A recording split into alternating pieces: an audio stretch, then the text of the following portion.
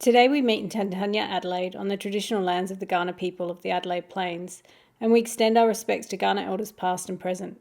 We recognise this country's rich traditions of knowledge and storytelling and pay respects to all Kaurna storytellers and all Aboriginal and First Nations storytellers.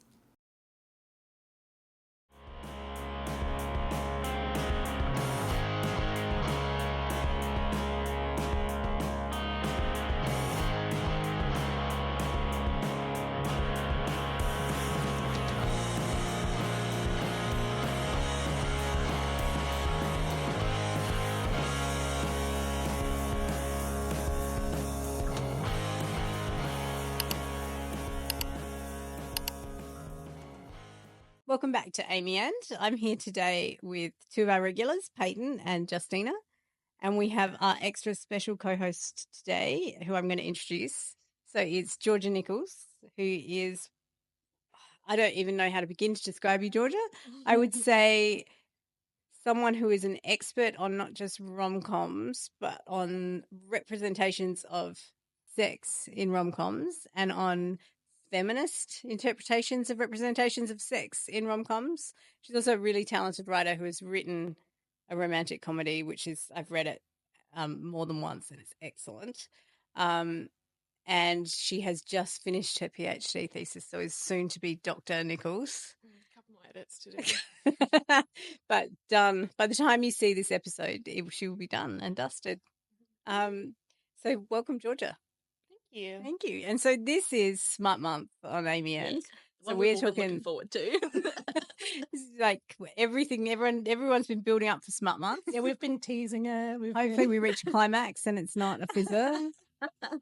But yeah, we kind of have a bunch of questions that we thought Georgia was the perfect person to have here because she can actually bring an informed opinion instead of our just rabbiting on. Yeah.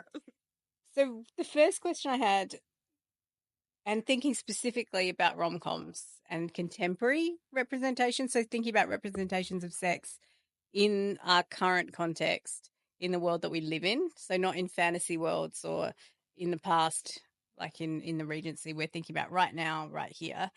What do we think smut is? I don't define it in my thesis, and I don't think I could. Like, I just think it's like a preference of what word to use as opposed to like it actually having. So you don't think it's different to like sex? Like, so if we have romance, what are the terms people use for like ice rating or hot? Yeah, spice, erotica, steamy. I've been thinking Definitely not erotica. Yeah, I would say it's not erotica. I was thinking about that on the way here because I feel like in erotica, a lot of the character and relationship development happens through the sex, whereas in books that contain smut and sexual content, it's more like now here's 5 pages of sex. Yeah, it's like something else is propelling the development, and then the sex happens along the way. Yeah. And do you reckon it's also just thrown in for extra? Like, maybe now you're going to have 20 pages of sex and it doesn't necessarily do that much plot work. It's just like, here's some sex. Yeah, and it probably varies. Like, in some books, it probably is kind of fundamental. Like, in Kiss Quotient, I remember that one, sex is pretty fundamental to that story and to that character's development. Because I would say rom-coms, if we're thinking about rom-coms, I don't think the sex is ever divorced from the plot, right? Yeah, it always serves a purpose. I mean, I write in my thesis about sex often showing the difference between them before they're in love and after they're in love. It's often used as a tool to communicate that. So how's it different before they're in love versus after? So sometimes it's really just down to the word level and how they're describing it. Have you noticed, I've been binge reading heaps of romance lately, and sometimes it feels like the first time they have sex without a condom is like a stand-in for losing their virginity. Wow. Like, yeah. It's really weird. I've noticed that as well, and it's something I find so odd because they'll be like, "Oh no, I'm on the pill," and I was like, "That's not the only reason." No, that happens a lot. There's a lot, Mm. particularly written this century. Like as we've kind of gone further and further into the 21st century, that seems to be a stronger trope. Yeah, the idea that it's okay. There was one we read. Was it Ali Hazelwood? Yeah, where it was like, "Oh, don't worry, I'm clean," and it's like, well, that's a weird description of it as well. Yeah. Yeah, I Also, mean, the stigma that you're perpetuating by saying clean. Yeah. is a bit. They always have the conversation, I think, is the difference between like books post Me Too and after, like pre-Me Too is that they always feel like they have to have the conversation, but the end result is that they always want them to have sex without a condom, I think, because I think there's like this theory that maybe it's more intimate or something like that. Because That's interesting too, because you've done a lot of work on penetration, and the way penetration stands in for like full sex, right? Yeah, And how it's like, so then the condom, like the fact doing it without a condom is the next level of that we're kind of putting the focus on penetration. yeah, it's that. Well, yeah, if you want me to describe what I say in Yes, the please. thesis, it's that, and this is from Becoming Cliterate. It's Laurie Mintz. Laurie Mintz or Lauren Mintz, I actually can't be sure. She says at first that the words sex and intercourse are used sort of interchangeably, like they're the same thing, but they're not. Intercourse is like the act of penetration and penetrative sex act, and then sex is anything that sort of involves shared mutual pleasure. Yeah. And so Because penetration like is often a very cishet kind of act anyway, right? yeah, it's like the sex is often defined and by the penetrative act. Like a lot in books, they say we haven't had sex yet, or we're going to have sex, and whenever they say the word sex, it always means intercourse or penetration of some sort. So yeah, it usually is the defining act of sex in any romance novel, not going down on someone, which seems pretty intimate to me, or like anything else. It's always the fact that the most reliable male mode of pleasure, which is usually penetration, is Sex. the most defining act of sex. And that's always weird when you're reading a novel and it's like we've done all this, we haven't had sex yet. I'm like, well, what have I just read? Yeah, It was all of that. yeah. Elle Kennedy does that a lot. She like refer like Hannah and Garrett in The Deal, or Grace and Logan in The Chase. I think it's The Chase or The Score. They're all very similar. They've like gone down on each other. They've like had all these really intimate moments, but they haven't had penetrative sex, and therefore they haven't had sex, which is a bit crazy. Yeah, I just don't understand. But it just is coming down again to male modes of sexual pleasure always being privileged, and like the patriarchal perspective of sex always sort of centering around how men experience sex and the purpose of sex. That's so interesting in a genre that's so, I would say, like known for centering female pleasure and being a genre that's often written by women for women. That's around the fantasies that women have around love and sex. Well, yeah, it's like a comparative penetrative fantasy. Yeah, is it the fantasy then that actually I might come if we Yeah, have penetrative sex? penetration. Yeah, it might actually be enjoyable. Yeah, I use Roach's reparative fantasy, and I apply it specifically to penetration and also maybe wetness. I don't know, one of the others. And I talk about how it's like this reparative fantasy where suddenly penetrative sex becomes a pleasurable act for women, even though I think it's like 4% of women actually find it the most reliable mode of orgasm, and then like a third of women can orgasm from it. Like it's. So this is interesting to me because it's such a huge thing at the moment, right? Like smut is really big in romance at the moment, and even in book marketing and fan cultures, and there's so many pins and groups and ways of talking about smut, but about where we learn our sexual scripts from is so interesting. Like if we've learned things from porn, it's going to come out in the fantasies we're having. Yeah. And so how much, when you talk about, so Catherine Roach, you've quoted her a couple of times talking about the reparative fantasy, the idea that romance is trying to heal something or repair something. I find that really interesting to think, what is it trying to repair when we have these sexual scripts? Like, is it just replicating the things that we've learned about porn? Something that I've found interesting lately is the way that idea of the reparative fantasy then convinces people to be really conservative and say, therefore, romance is bad and you shouldn't have it. Whereas my response would be, well, no piece of media should be your sole source of learning about sex. So, like, anything you're internalizing in those books could be combated by an actual proper education about sex and consent. Because people are going to be watching porn anyway.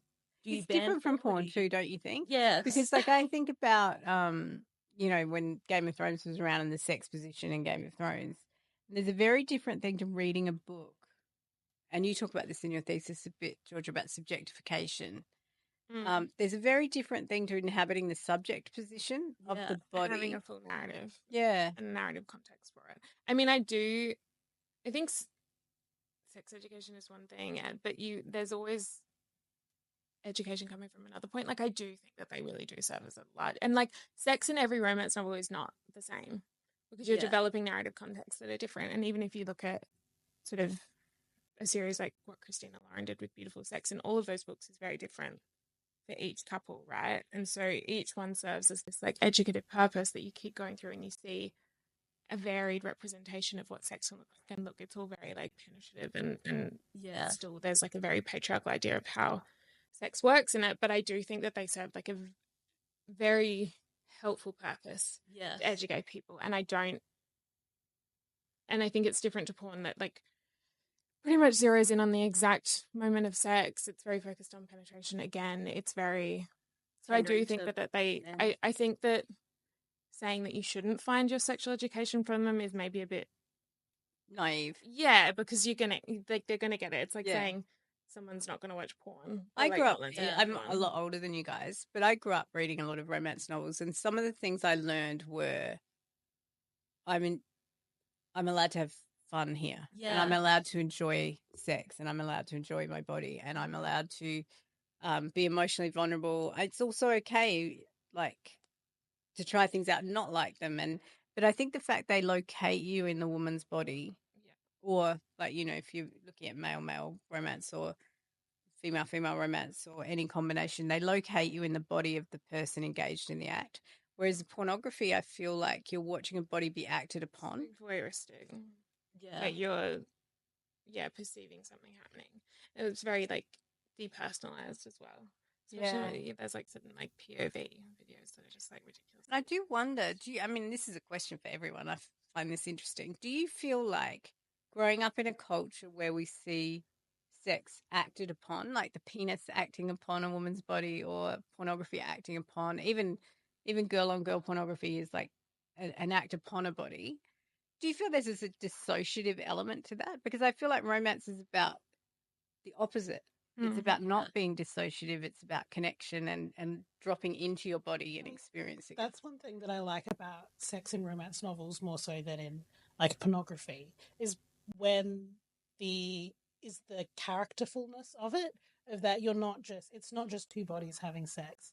It's these characters who you've watched get to know each other, fall in love, and there's emotion in the scene, and there's a connection there that is physical and is also and your imagination as a reader is a much bigger part of the story. I feel like you contribute so much more actively than when you're just watching something, and when you're just watching the sex act, like Georgia said, nothing else. There's like a level of where reading a romance like invites you as a reader to like fantasize upon the characters, so that even when sex scenes are written in whichever way, like an element of it is the reader thinking about things that they might find erotic or sexy that become a part of that scene. Yeah.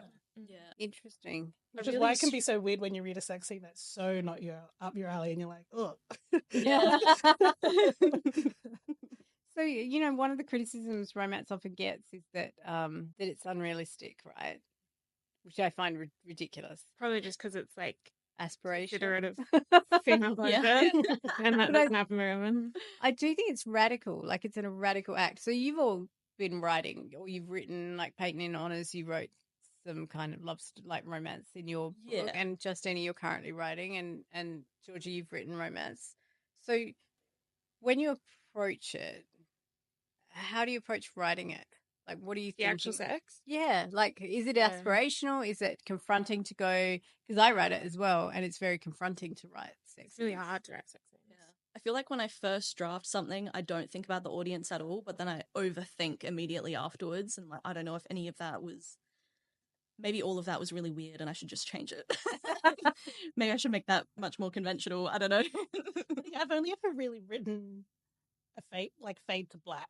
So I think what interests me is the characters and the relationship, and the idea of like vulnerability between the two characters, or more. I've not written that myself. Do you not think that there's something so vulnerable about having sex with someone though? Yeah, No, like be that where that key yeah. vulnerability So I is, like... I write the like a lot of, I guess you might describe it as like foreplay, maybe, I don't know, and where I have a lot to say. yeah, about I know you do. I mean, I'll write up to a certain point, I guess, and then I get self conscious as a writer, and I'm like, it's and difficult. scene. Well, it's like hard. It's hard just to type the word like clit. That's hard to type. Don't you Like, find I it hard can't to do that. find I can't words do for that. body parts too? Yeah, Like and I it don't is- want to be too elusive. Like, Yeah. and Yeah. like, ooh, her center. Her centre, her aching centre comes up Like, a lot. I in do romance. think there's like a lot of purpose to writing clitoris. Is it your centre? Is it? Yeah, it's not at the center, is it? It's not at the center. It's not You know, I cute. just played with a belly button. It's yeah, it's... I think that there's also a lot of purpose to saying clitoris, to know what a clitoris is. Yeah. Like, and I don't know. To speak to what you were saying, Catherine Angel writes you're like unclothed and indurable. Indurable? I don't know how to really pronounce Yeah, that. you say it Yeah, right. indurable. When you're having sex, like it's this very intimate thing. Like You you're are very like so you're so vulnerable and so exposed. So Yeah, like even to just think that nudity is yeah. vulnerable. So writing that's difficult, and you have to consider all those things. It's writing sex scenes, and I said that in my thesis. It's like the most difficult thing I did. Even just like thinking about the mechanics of it all, and then especially there's like this pressure. I know there's a lot of feminists writing about this, but the pressure to be perfect, right? The pressure to write a sex scene and to be like, oh, well, it's politically perfect, right? It's not Which going is to just violate. impossible. No one example of anything is going to be good in isolation. That's right. Everything is inherently and the idea that flawed. you have to sanitize desire in some way, because you are going to reveal some scripts you've got that you've inherited. You just are. And that you're going to find some things to turn on that maybe you'd be like, oh, that's interesting. Yeah. Don't That's know how one I of feel the about that. issues that I have with people's response to the idea of reparative fantasies. People become very judgmental about it and say, well, it's doing that and that's bad because that's perpetuating those scripts about sex and whatnot. It's like you just literally don't have to be judgmental. You can just say that this is reparative fantasy and investigate it. It's okay. You don't have to judge people for enjoying it or writing it or reading it. Like, if you're just open-minded and curious, then you'll learn a lot more than by being so judgmental. Yeah. I don't understand Amen. it. Sing it, sister. Yeah. And I think something around the idea of having these scripts, as you say, is that a romance novel is a character, not. I mean, while the author's own scripts from what they've learned might make its way into the book, and probably does without even thinking. You have to think about the characters themselves aren't going to be completely perfect in the way they think about and approach sex. Like, they're going to have their own hang-ups, and part of that is what makes romance novels interesting, is like picking apart those views and hang-ups. Yeah. I think it's very clear a lot of the time when you read a lot of one author's work, you can see a lot of their biases come through. Like, you see the same pattern. Yeah, you see the same over and over. patterns, the same sort of... I can go back to all my books and see the same patterns. Yeah. Like Ali Hazelwood always has a man with a really big penis and a very small main female character. I have a question that Payton actually wrote in here. Or was it, who was it? Was it you? Oh, yeah. Justina. It was Justina. Why are romance heroes so big with a capital B and heroines so small? All I can think about is that video of someone talking about Taylor Swift dating the football player. Yeah. And like, now she gets to be small. Like, what the fuck? It's just like a So reinscription. does he. She's pretty tall. He gets to be small now too. It's just like a reinscription of gender roles, but in a sexual context. Like, he's big and I mean, I've read it better in the thesis, I think, but like, she's big, he's small, and then that's reinforcing the fact that he's dominant, because big, I suppose you associate with dominance, and then small, she's submissive, which I suppose you associate with it, right? And so you're just like reinscribing these things, right? And a lot of the time when you read a scene where a guy has really big penis and she's quite small and tight and hasn't had sex in like 2 years or something, And it's a bit painful. it's like painful, and like he's controlling the situation but being considerate at the same time. And like, it's all like, you definitely see like that's where the gender reinscription really comes in, and the gender roles are very obvious. It's hard to sort of like even say that big equals masculine and strong and dominant, and then small equals feminine and small and submissive. I'm going to do a call out to a friend. We were at a birthday party before Christmas, and she's just discovered Dragon Smut and Fantasy Smut and is like obsessed. And she was just like, I just want a guy with a big wingspan. And then she's like, I mean, dick. I was like, yeah, I got what you meant. But it is interesting that is, I mean, it's partly it sells and people, because people want it. It's because the joke in A Court of Thorns and Roses is that wingspan correlates to dick size. Yeah. Like feet. Like, Yes, well, that's the, yeah. Roses And that's hands. what she's done. So strange. Why are we like this? Yeah, but Ali Hazelwood will never not have a moment where the character goes, oh my god, your penis is so massive. That's not going to fit inside me. There's always that. Miguel Kennedy has a lot of like very... But then that's also doing something, because, you know, there's a lot at the moment around people getting vaginoplasty, is that it? And labiaplasty. And there is husband stitch. Yeah. Stuff. All that stuff. And around that, like, those scripts are also maybe leading women to think there's something defective about them if they're not so tight it almost hurts. But also that their like pleasure and like sexual appeal comes from physicality. Yeah. Like that they're gonna have better sex because they have less labia, like, which is a bit stupid because it actually reduces pleasure. But like, yeah, that they're it's not even sexual pleasure. I don't think sexual pleasure even comes into it. It's like their sexual viability and attachability and fuckability comes from their physicality. I think fuckability is a good term there, because I think that gets us back to the object, like being the object rather than the subject. Like it's about you being fuckable rather than you enjoying sex. Yeah, and like a woman choosing to then do that to themselves makes her this sort of like, this is a form of self-subjectification is what you would think. Yeah, so to get back, because you flagged something earlier when we were talking about foreplay, and I want to come back to that, because they're like, the way romance sets up foreplay as kind of a huge part of the process of sex, I think is really interesting, and that pleasure coming out of foreplay. Like often there's a lot of novels now where often the big moment is when he goes down on her. Well, I think the thing about foreplay is that we call it foreplay anyway. Yeah. The idea is that it's before penetration. You call it foreplay. You don't call like Lauren Mintz, can't remember her name. She goes, well, you don't call like intercourse after play, after you've like gone down on someone.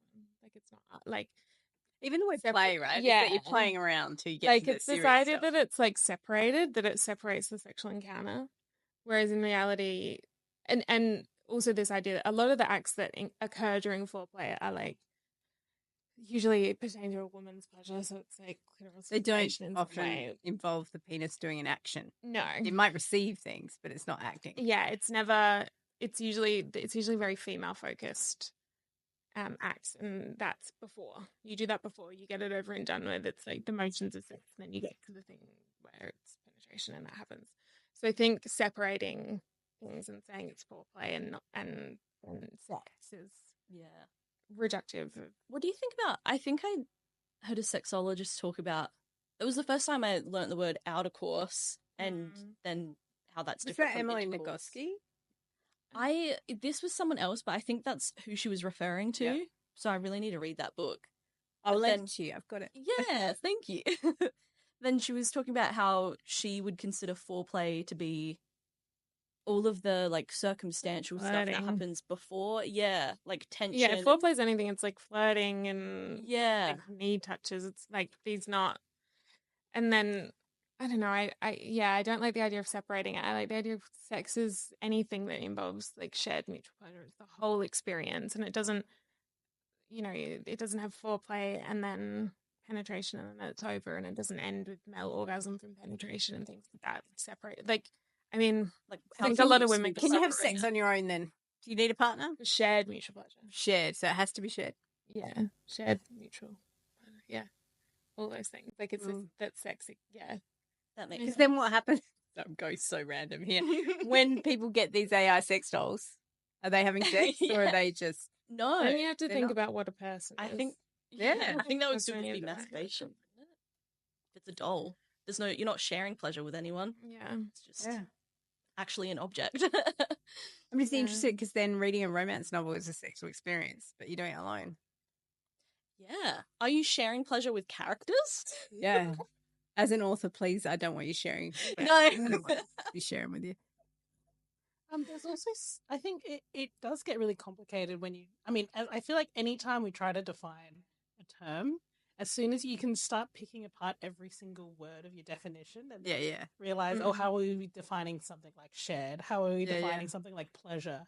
Because in the space of like queer romance and like queer female romance, there are like elements of it's so hard to use terminology without second guessing yourself. The idea of someone receiving pleasure or giving pleasure. Yeah. There are some people who only do one, and that's a preference.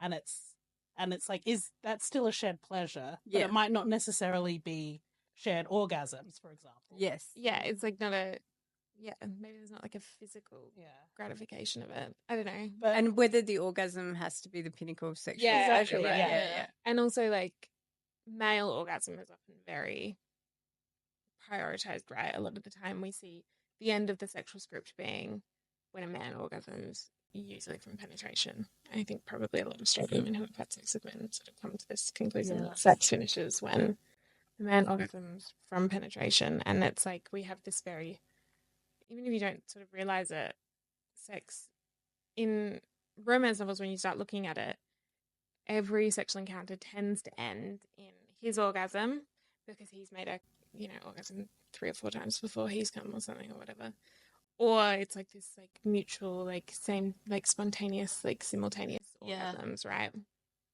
And you don't often see that script challenged. I only found one, which was Love Theoretically by Ali Hazelwood.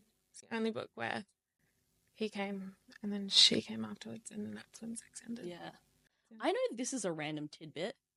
I know this wouldn't necessarily be common, but I know that there are people with penises who don't orgasm during sex. Yeah. They still do it and they still enjoy it, but they don't necessarily always orgasm. And it's a myth that men always do as well. Yeah. And it's a myth that men can't fake it. And there's a lot of myths around the penis and sex. And that comes to like sexual response and how we associate like ejaculation with this idea of sexual orgasm. Yeah. Like that is somehow. And there's a myth about men and rape, right? Like because men can be sexually assaulted to that point of ejaculation without enjoying it. Sometimes it's just a physiological response. Yeah. Like wetness. Yeah, I remember hearing you talk about that in a conference paper, about the idea that wetness is sometimes seen as a shorthand for consent. Well, an arousal. Like that's like subjective arousal because your body has like a physiological response. When in reality, sometimes it's just, I mean, there are some theories that wetness is this sort of it's a physical protective measure for rape, and that would make sense. Yeah, things like that. So it's only like 10% of the time does subjective arousal and your like physiological response actually overlap for women. 50%. And it's 50% for men, which is still not that not that statistically high. significant. Yeah. But it is a lot more. And then because it's sort of more accurate for men than we assume it's sort of the same for women. So to get back to romance, I guess what we're circling is that nothing is perfect, right? It's doing a whole bunch of stuff that we can look at. Is a big part of it. Yeah, but one thing that is interesting is that it humanizes both characters, right? So if you're talking about a heterosexual couple, it also humanizes the male love interest, even if they're a vampire or demon or whatever the hell they are. Especially if there's like from his perspective as well. When they add in different POVs. And they allow invulnerability to a man who's having sex as well. So can you guys think off the top of your head any books you'd recommend with sex scenes you think are done well or that worked for you? I loved Elsie Silver. You've just gone on a binge of Elsie Silver. Yes. Wild. I read so many of them back to back.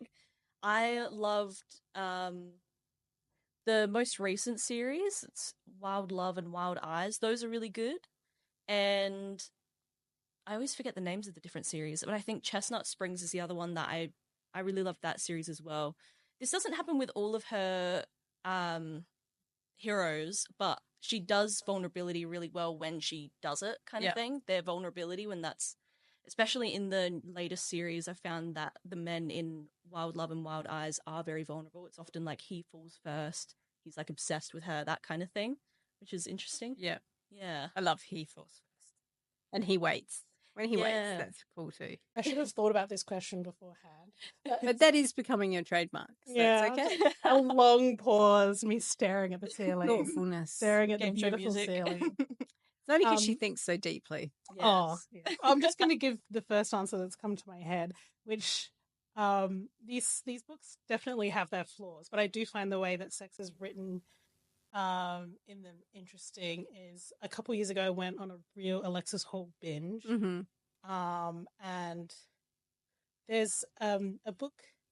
I can't remember which book in the series it was, but he has a series that's, I think, How to Bang a Billionaire or something. Amazing. And it's definitely very, maybe it almost errs more on erotica side because it's very BDSM, kinkful. So what there will we put the line between erotica and romance? Erotica, I think, is like sort of has the purposes of like sexual Getting stimulation. I think, well, Yeah. this is why I found the sex interesting. I think because it's so much about this character exploring this side of himself. And weirdly, I think some of the best sex in the book series, is not with the main love interest. There's a point where they break up, and our protagonist explores this like kinky BDSM side of himself with another partner. They're not romantically Right. like linked, but they're just sort of good friends who have sex together.